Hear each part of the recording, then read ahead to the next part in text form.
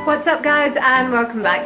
So today I thought I'd walk you through the kind of thing that we tend to have for breakfast. Now there are going to be three different types of breakfast here. It's going to be the kind of breakfast that we have when we're in a rush and we're on the go and out the house. Say you're away camping or something and you just need something ready that you can pick up and run with, and stuff that you don't have to store in the fridge. And then the second breakfast is going to be the kind of thing that we throw together when we're short of time and we're still wanting to be healthy. And the third option is going to be the kind of thing that we try to have on a day-to-day basis. Okay, so if we're out and about, I always try to make sure that I have some dried fruit like dates with us.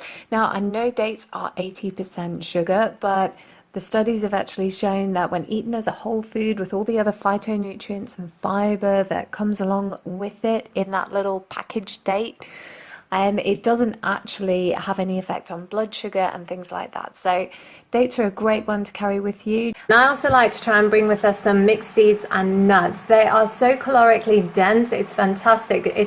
It doesn't take up much room in your bag, and yet it's got a lot of slow release energy in there, so it's going to keep you going through to lunchtime. And because it's monosaturated fats, it's not going to be clogging your arteries. It's actually going to be helping you with your energy levels.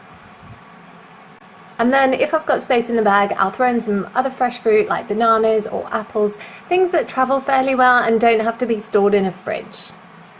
And for those days where time just doesn't allow much time for breakfast prep, I tend to use my go-to pre-made breakfast jar. Now in there it's got a mix of oats and wheat, nuts, seeds, dried fruit and berries. So all I've got to do is open the jar, pour it into a bowl and top it off with some creamy oat milk. Okay, so now you guys have seen our breakfast cupboard. I'll move on and show you breakfast number 3, which is basically the breakfast that we try to have daily. Okay, so for this breakfast, I usually tend to throw in some oats and some whole wheat, and then I top that with blended apple juice, frozen blueberries, and tinned black beans, along with some flaxseed. So blend those all up, pour it on top, it tastes amazing. And then if I've got time, I will blend up some frozen carrot with a little bit more apple juice and a little bit of orange peel. It just gives it almost like a carrot cake kind of flavour.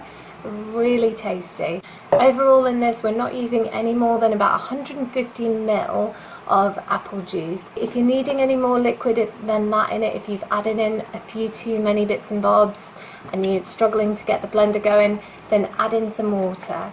And then I just top that with some sliced banana and sprinkle with nuts and seeds and berries or another fruit of your choice. The kids actually call this one breakfast pudding, so that kind of sums it up nicely, I think. Basically got enough fats and carbs and everything to kind of plow you through till lunchtime, and it tastes like eating ice cream, so win.